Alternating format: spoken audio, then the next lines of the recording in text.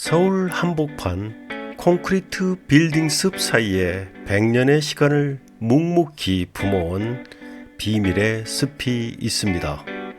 이곳은 1922년에 조성된 우리나라 최초의 수목원이자 명성황후의 애끓는 사연이 잠들어 있던 옛 홍릉터, 지금은 국립산림과학원으로 불리는 홍릉숲입니다.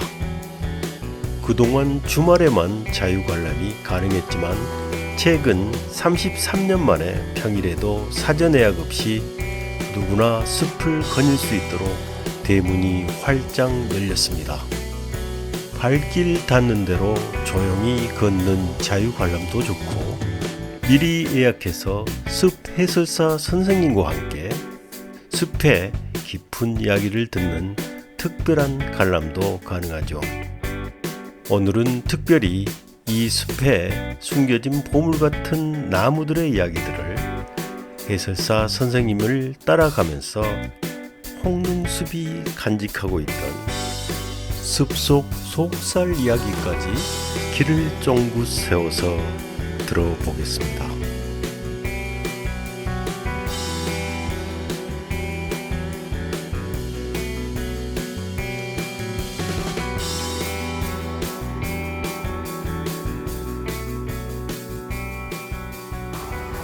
지하철 6호선 고려대역 3번 출구로 나섭니다.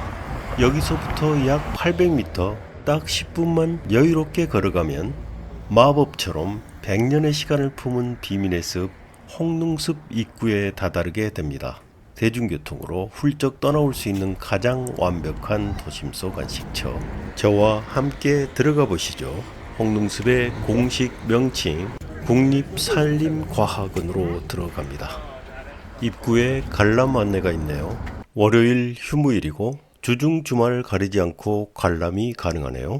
하루에 3번 숲 해설 프로그램도 설명되어 있습니다. 숲 해설을 듣기 위해서는 예약이 필요한데요. 저는 미리 예약을 했습니다. 숲 해설이 시작되는 곳을 찾아서 오른쪽 길로 들어섭니다.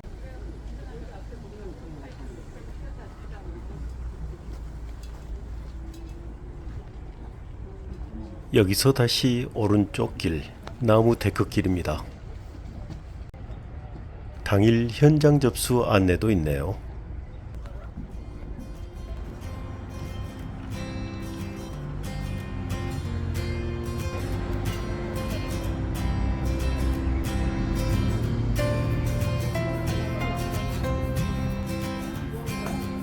해설사를 기다리는 사람들인 것 같네요.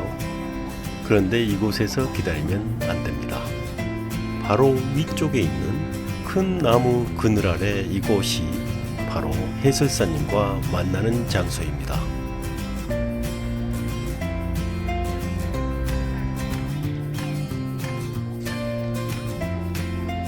홍릉숲 프로그램과 현장 접수에 대한 안내문이 서 있네요.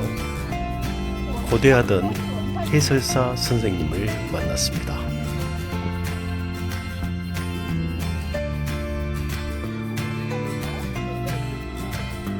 되게 좀 주름치마 같이 특이하게 생겼어요. 걔는 원래는 멸종위기종이었어요. 근데 여기서 연구해서 이제는 멸종위기종에서 벗어나서 노루 향기가 엄청 좋습니다. 그리고 잎을 한번 이렇게 만질 수 있으면 만져보세요.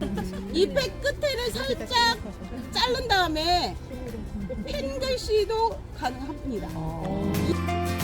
봄에는 노란 꽃으로, 가을에는 샛노란 단풍으로 사람들의 마음을 사로잡는 희열이 이야기, 그리고 꿀처럼 달달하고 향긋한 꽃향기가 난다는 회양목 이야기네요.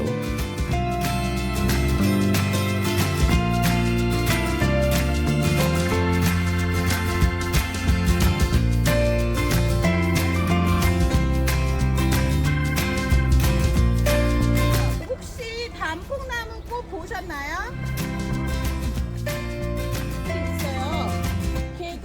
단풍나무의 꽃이에요. 열매가 맺으면 날개 모양의 열매가 맺혀요. 그래서 가을 되면 주변을 느티나무는 마을에 하나 정도는 다 마을 어기를 지키면서 넉넉한 그늘을 들이우는 사람들의 쉼터이자 역사를 간직한 마을의 수호목으로 유명한 느티나무입니다. 밤나무는 밤송이 속에서 여러 개의 알밤이 서로 밀착해서 자라는데 눌린 쪽에 평평한 면이 생기는데요. 알밤의 모양이 양쪽에 평평한 면이 있는 것은 세 쪽 중 중간에 위치한 알밤의 모양입니다. 나무 중에 나무, 가장 쓸모있고 훌륭한 나무라는 의미를 가진 참나무입니다. 시간차를 두고 꽃을 피우면서 근친 교배를 교묘하게 피해가는 것으로 유명한 쟁반을 펼쳐놓은 것처럼 넓고 평평한 반송입니다.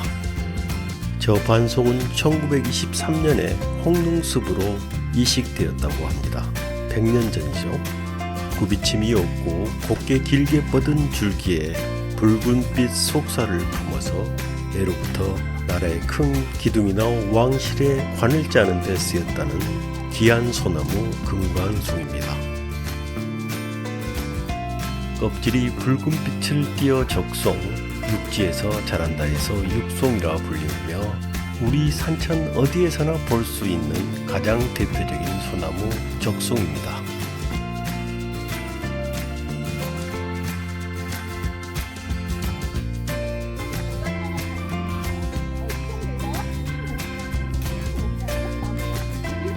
처진 소나무.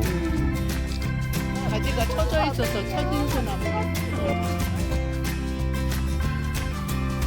이게 산철쭉? 하는데 산철쭉이랑 그냥 철쭉을 베개 곤충이 위로 올라와서 꿀 먹으면서 꽃가루 묻혀 가라고 암술이 다 위를 향해서 여기만 있는 거예요. 매개 노란색 매화를 닮았다고 해서 황매하지만 매실이 열리는 애는 아닙니다. 표면이 우리가 알고 있는 나무 느낌이 아니에요. 그래서 한 번씩 만져보고 가시고요. 밑에 혹같이 막 생겼거든요. 사람 피부처럼 매끄럽고 온기가 멋스러운 사람주 나무. 보면 약간 동그랗게 해갖고 햇빛을 모아요. 그래서 눈도 녹이면서 펴요. 그래서 저는 복을 부르고 장수를 기원한다는 이름의 복수초입니다.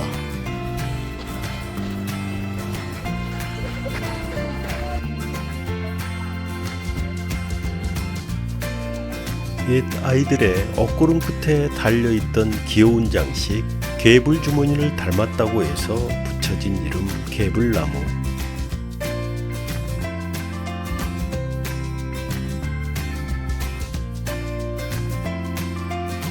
충남 서산 개심사의 연두색빛 벚꽃으로 유명한 청벚나무.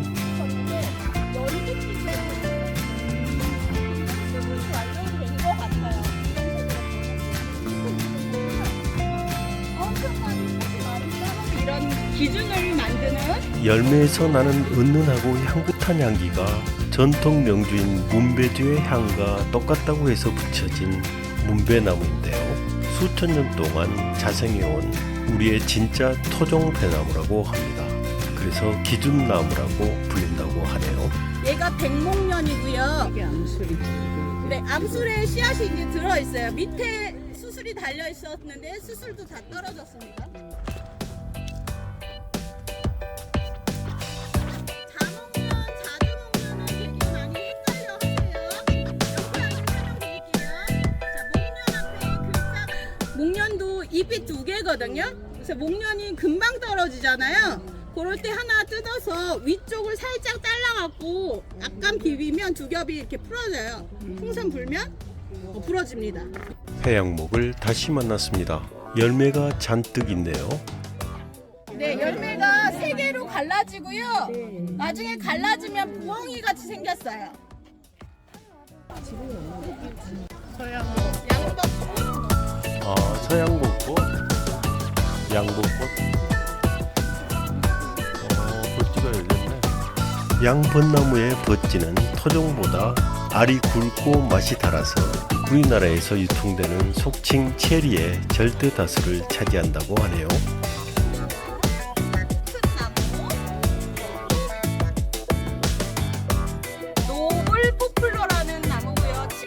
현재 국내에서 가장 키가 큰 나무로 알려진 노블 포플러입니다.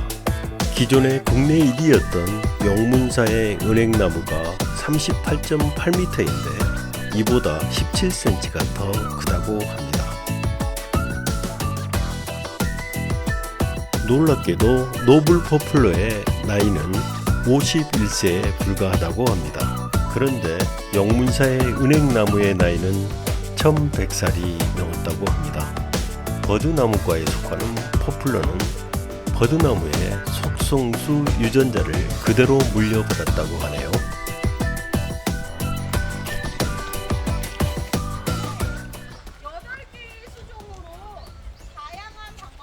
나무 뿌리를 위로 올려요. 이 나무는 깃털처럼 생긴 잎이 가을이면 비처럼 떨어진다 해서 나구송이라는 낭만적인 이름을 갖게 됐습니다. 생긴 것은 메타세카이어와 많이 비슷하게 생겼는데요. 나구송은 물가에서 잘 자라는 나무라고 하는데요. 물속에서도 숨을 쉴 수 있도록 뿌리가 땅 밖으로 튀어나오는 특징을 가지고 있다고 하네요. 그 숨 쉬는 뿌리가 유명한 나무입니다. 해설사 선생님의 해설을 들으며 걷다 보니 새삼 깨닫게 됩니다. 해설사와 함께 걷는 습은 그곳이 품어온 오래된 일기장을 다정하게 넘겨보는 시간처럼 느껴집니다. 무심코 스쳐가던 작은 풀잎 하나, 투박한 나무 껍질 하나도 저마다 기특한 이름이 있고 사연이 숨어 있다는 걸 배웁니다. 백년 습의 깊은 속마음과 한결 가까워진 기분입니다. 유익했던 해설사 선생과의 동행을 마치고 이제부터는 온전히 제 발걸음 소리에 기대어 홍릉숲의 더 깊은 곳 언덕 숲길로 들어가 보겠습니다.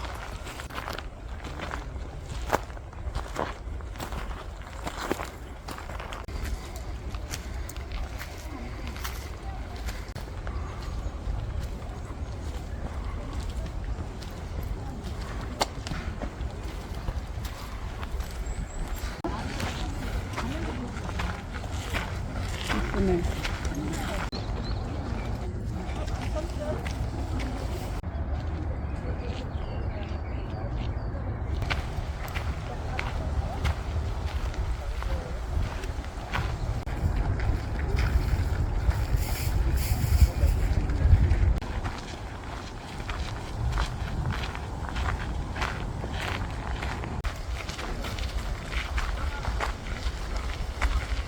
백년의 시간을 품은 홍릉숲에서의 산책 어떠셨나요? 이 숲이 내어주는 맑은 기운이 영상 너머 여러분의 일상에도 따뜻한 위로가 되기를 바랍니다. 여기서 오늘의 길 여행을 마치겠습니다.